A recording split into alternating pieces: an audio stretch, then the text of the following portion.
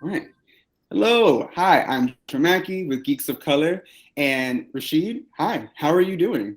I'm good. I'm good. We're currently filming our finale, so it's an exciting time. Oh my goodness. It's amazing. And the finale you're speaking about is, of course, Bel-Air, right? Yes, Bel-Air airing on Peacock February 13th. We're very excited about the launch. I'm very excited for it. I've seen a few episodes and I mean, fantastic, amazing. So excited to get into it with you today. But first, one thing I noticed that you've had such a storied career. I mean, writing for so many different shows. You're an author on top of that, producing here, writing there, screen, a show running here. How did you get your start in the industry? I got my start in the industry 20 years ago, working in production. I was the showrunner's assistant on the Bernie Mac show at one point. That's a job I got fired from, but it was still a great experience. So I bounced around a long time before I finally got my first writing job with my writing partner, TJ Brady, which was in 2008. Oh, wow. Wow. So, okay. So been a minute right here, and we won't dig too deep into what happened on that end for that job. But I mean, hey, it was a launching pad because here you are now. I love telling this story. No, my boss told me on a scale of 1 to 10, I was a 9, but he really needed a 10. That's how he let me go. So All right. it's Hollywood. It's fun, and it's also pretty ridiculous. You have to have a good sense of humor about it. And Rasheed, honestly, you seem like you have that. That's for sure. And I mean, balancing a sense of humor, all these other, creative opportunities. I mean, multi-hyphenate to the max. How do you balance all of that while working within this industry? Well, one of the great things I've got going for me is I have a writing partner. So TJ and I have worked together on every show since we started out in the business. And so it doesn't all fall on me. There's another person to bounce ideas off of. There's another person to vent. There's someone else to say, you know what, you seem tired. I'll take this one. So that helps a lot. I really love what we do, but I also realize that we are playing make believe with millions of dollars. So I just kind of keep that perspective. Mm. I mean, a great perspective to have. And there's so many great opportunities and shows you created for so many other people, especially those watching. And it's really exciting to see that come to flourish with Bel-Air. But before that, I also recognize that beyond just simply writing TV and producing TV, you're an author too. I'd love to know, what was the impetus behind your book, My Government Tries to Kill Me? Oh, My Government Means to Kill Me comes out in August from Flatiron. I'm terribly proud of this book. I wrote it because the idea had been kicking around in my head. I love history and fiction, and this was a way to sort of to meld the two. I think probably every Black person has wondered what would I do during the civil rights movement? What kind of person would I have been? Would I have been on the front lines? Would I have marched? And I applied that to being Black and gay, and thought about the height of the AIDS epidemic, the creation of ACT UP, and just sort of imagining what it would have been like to be in New York City during that time period. And so that's sort of the impetus of the book. I love hearing that. My government means to kill me. My Right? Government Means to Kill Me. There you go. Got to get that title right. Put some respect on that. That's for sure. I think it's brilliant that in so many ways you're able to embody Blackness and queerness, and reading through the book itself, there's so many great opportunities to do that. Have you found any other avenues and outlets where you get to marry both your Black identity and your queer identity into one? I think it's happening. I mean, even on this show on Bel-Air, I mean, of course, it's an African-American family, and we have people on the canvas who are LGBTQ plus. And so that's been exciting. I call it like the Little Nas Effect. I mean, as recently as 3 or 4 years ago, it would have been very hard to do the stories we're doing this season.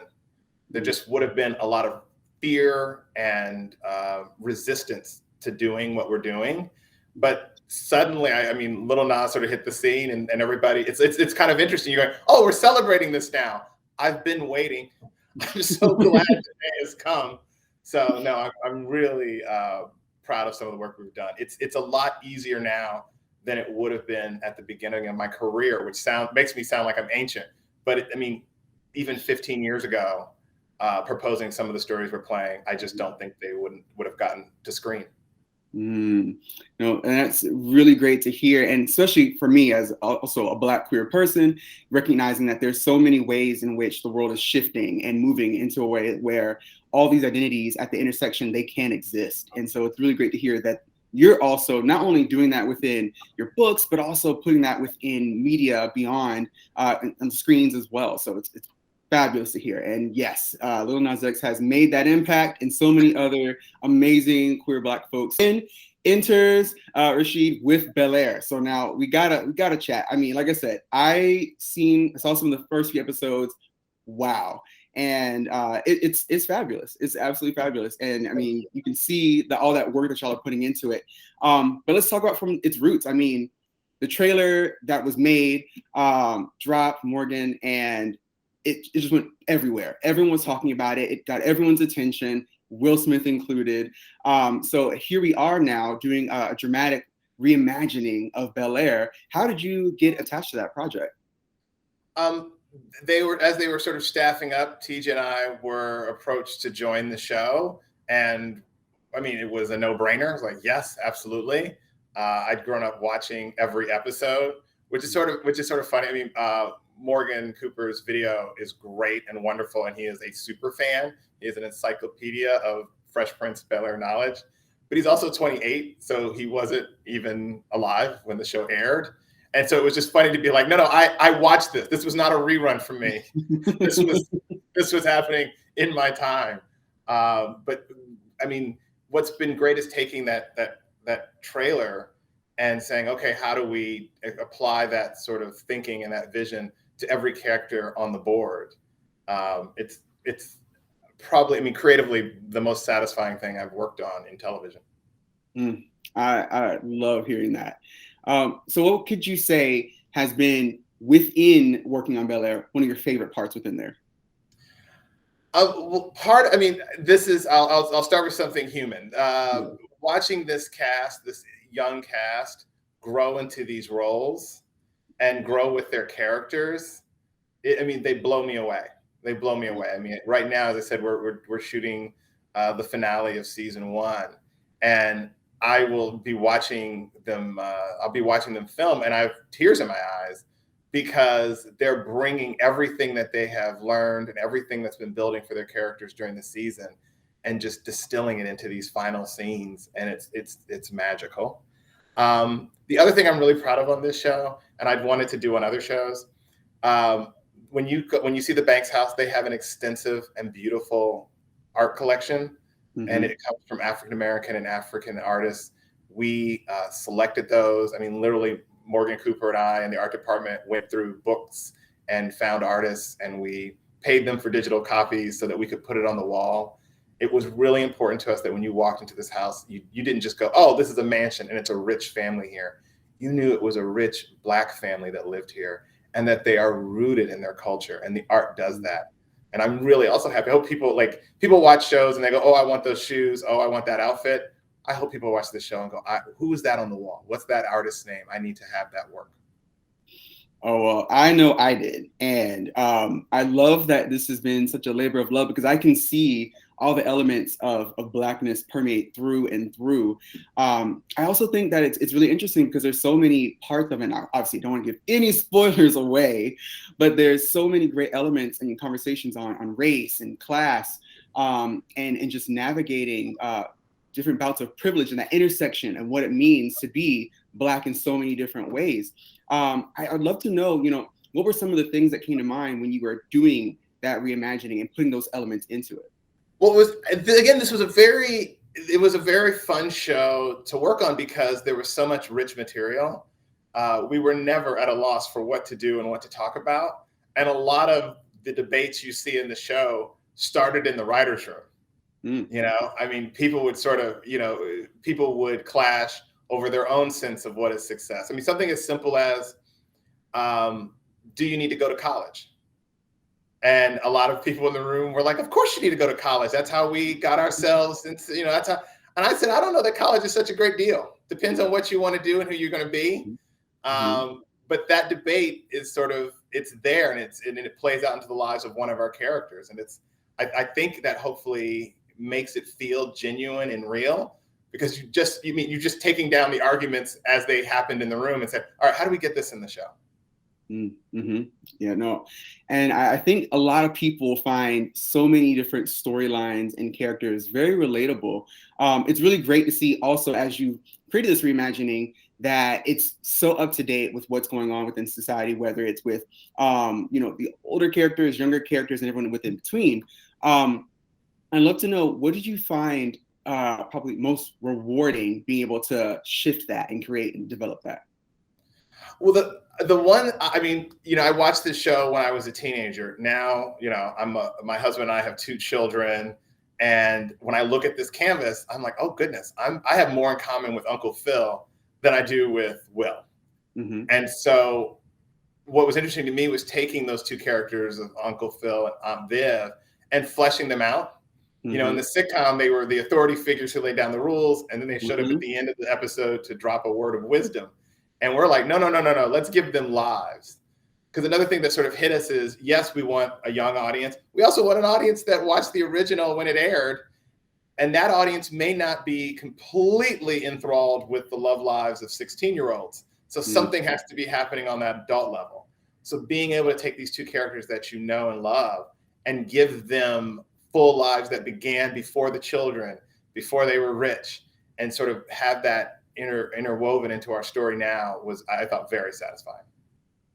Oh, I definitely agree with that. And it's expanded in so many different ways where, you're going down this path of seeing how all these stories can deviate, but also collide into one way of just being such a great homage to such a timeless and classic show. I'd love to know though, there's obviously so many different ways you can, reference the previous, the OG show. What are some of your favorite ways in which you've paid homage to the Fresh Prince of Bel-Air? Part of it, what it was trying to put things in that it didn't interfere with the scene itself.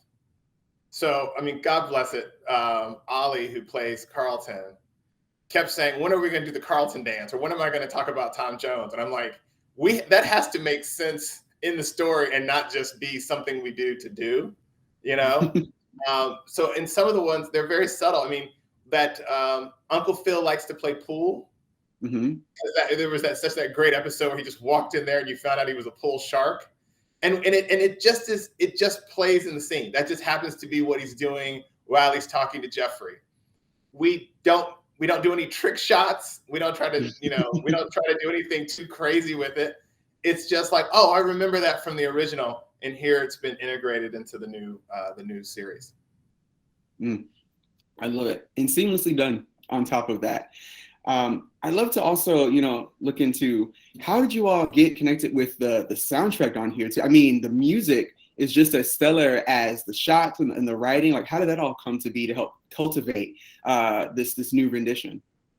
Oh, Morgan Cooper brought that to the table. He's a music head. When we joined the show, one of the first things he gave us was a playlist for every character. He's like, I've got all this, this is what they're listening to. This is what they've got going. It's fun for me. Every once in a while, I might suggest an older, what they call classic hip hop track. But as in terms of what the music of the streets are, I don't pretend to have my, finger on the pulse of that. So thank goodness we have people who do. And and thank goodness that there's so much access. And you definitely can feel all of your energy within there. And it's like, again, it's a labor of love, and there's so much Blackness within it. And it's such a beautiful thing to see, and such a richness to it all when you're telling those different stories and perspectives. I'd love to know, when you're talking about references with art and, with the soundtrack or the characters, what were some other things that you were thinking that really made sure that this could be such a relatable show while still maintaining that dramatic feel to it all? It's everything. Everything from the costumes and how they're dressed and the shoes and all of that. But even something as that we love in terms of the depiction of makeup, sort of like a natural face, that these women don't wake up like they had lipstick and eyeliner on all night. I have a daughter, and we keep her hair in a bonnet, And it was like, okay, when these women come down to breakfast, that hair needs to be wrapped. You know, you don't come down like you're ready for the runway at 8 a.m. for breakfast. And, you know, so there was sort of like a groundedness that I hope people will see and respect, and it should hopefully feel real. I mean, one of the things we talked about was when you see this family together, our hope is that you just want to pull up a seat at the table and join them. And for that to happen, they have to feel like your people. They can't feel too made up. They can't feel too Hollywood, for lack of a better term. Mm-hmm. Which is so great to see that dynamic, because you're also having a conversation about Black folks who are in, you know, upper echelon of class right here. And yet we're still having conversations on, we're coming downstairs, head is wrapped, we've got bonnets, do-rags. I'm all for seeing the bonnets and do-rags on TV because it's grounding and it's showing the Black experience and parts of it. It's lost on me, but I love seeing it on screen. That's for sure. So, you know, what's really also great about this experience is that not only is it talking about different perspectives on Blackness, and that there's so many different identities on top of that, because again, Black is not a monolith. You're also, you mentioned about queer characters on there, and you being also queer creative as well. How have you been able to navigate finding power at your intersections of being a Black creative and a queer creative? I mean, you grow into it, right? I think early in my career, I mean, I've been in rooms where I was the only person of color. I've been in writing rooms where I was the only, you know, openly gay person there.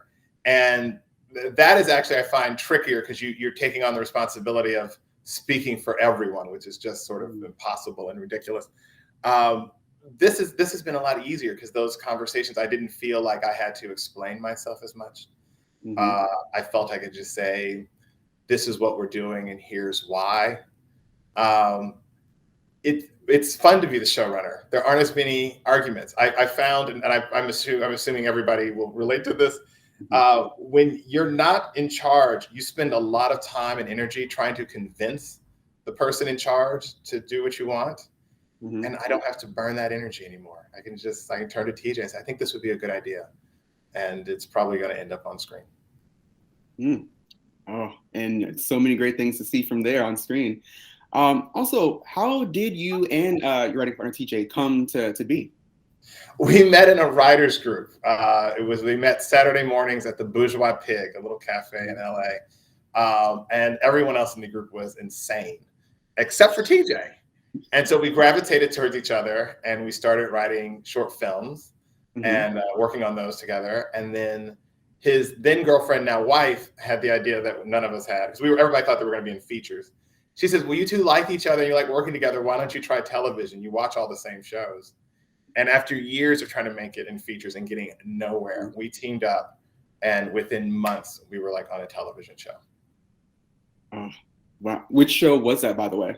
It was Lie to Me on Fox. Oh, there we go. All right.